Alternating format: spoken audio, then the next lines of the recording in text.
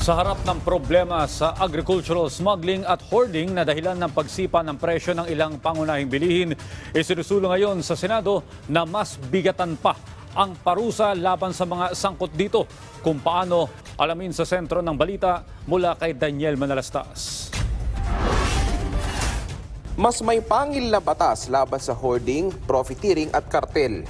Yan ang sinusulong ng mga senador matapos ilabas ng Joint Panel sa Senado ang kanilang committee report na nagalayong ituring na economic sabotage ang mga nasabing paglabag. May tuturing itong pananabotahe sa ekonomiya kung aabot sa hindi bababa sa 1 milyong piso ang halaga ng lalabagin. Sa ilalim ng panukala, may tuturing kartel kung mayroong sabwatan sa pagitan ng dalawa o higit pang individual. Profiteering naman ang nilabag mo kung ikaw ay magmamanipula ng presyo at mas mataas sa itinakdang presyo. At hoarding na yan kung kalabisan na ang pag-angkat o mas mataas sa normal na kanyang inventaryo. Ang parusa naman sa mga posibleng lalabag ay habang buhay na pagkakakulong at multa na triple sa halagang nilabag. Ngayon, in-include natin ang hoarding at cartel. Oo, kasi nakita natin na hindi lang smuggling, yung hoarding and cartel. Ito kasi, economic sabotage non-bailable. While the court is going on, nakakulong siya. Remember, mayayaman to, ayaw nito makulong. Ayon kay Senate President Juan Miguel Zubiri, susubukan nilang ipasa bago mag-break o bago magpasko ang panukalang batas.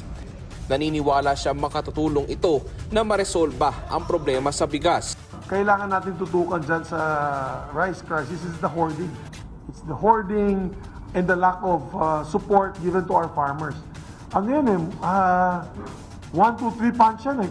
Nais naman ni Zubiri na ipa-review ang rice tarification law na pangako sanaan niya nito ay maresolba ang problema sa presyo ng bigas. Pero wala naman po nangyari.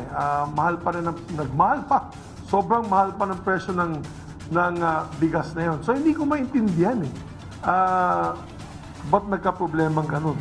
Sinang-ayunan naman ng mga senador ang ginawang hakbang ni Pangulong Ferdinand R. Marcos Jr. na magtakda ng price ceiling. At para sa mga senador, 21 pesos yung palay, pagdating dito 50 pesos yung bigas, kalokohan na yun.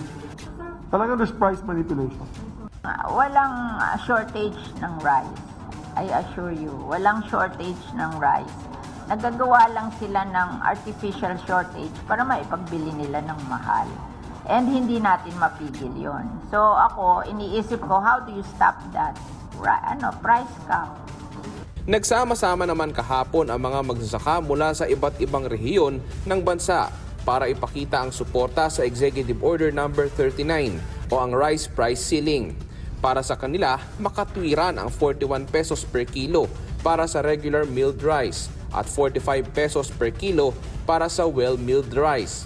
Anila, naiintindihan nila ang Pangulo sa pagpapatupad ng EO 39. EO na pinalabas kasi lahat po ng mamamayan dito po sa atin, sa buong Pilipinas, ay makikinabang Yung sa EO 39, alam niya na mas maraming makikinabang dahil marami talaga ang nagkukonsumo ng ating bigas. Hindi naman nagbigay ng problema sa amin at ang maganda doon is at least abot kaya ng karamihan ng consumer sa ating bansa.